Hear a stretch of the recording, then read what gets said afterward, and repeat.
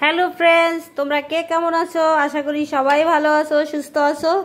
তো আজকে পটলের খোসার ভর্তা বানাবো। দেখো, নিয়ে নিয়েছি রসুন, অনেকগুলো কাঁচামরিচ, সাথে আছে পটলের খোসা।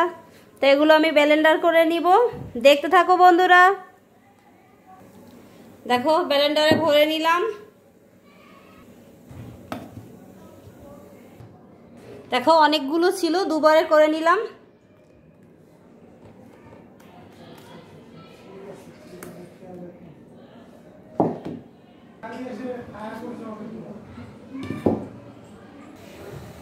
দেখো, আমি ভর্তাটা বাগার দেওয়ার জন্য চলে আসলাম। দিয়ে দিলাম শুকনো মরিচ, তেলের উপরে দিয়ে দেব হলুদ,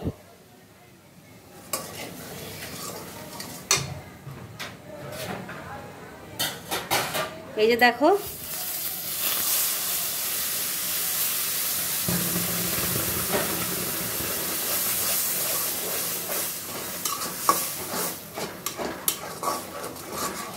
বন্ধুরা আমি এতে কোনো আর মশলা ব্যবহার করব না। কাঁচামরিচ আর রসুনই আর হলুদ দিলাম।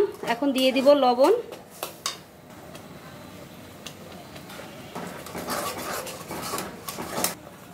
বন্ধুরা, এভাবে একটু ধৈর্য ধরে নেড়ে নিব যতক্ষণ জলটা না শুকায়।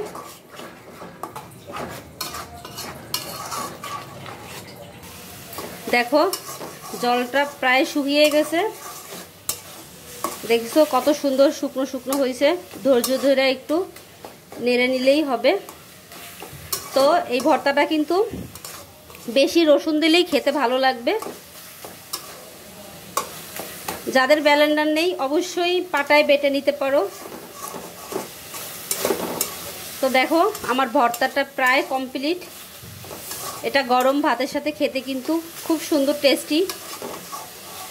তো বন্ধুরা, আমার এই পটলের খোসা ভর্তার রেসিপিটা তোমাদের কেমন লাগলো? তো লাইক কমেন্ট শেয়ার করো প্লিজ, কমেন্ট করে জানিও।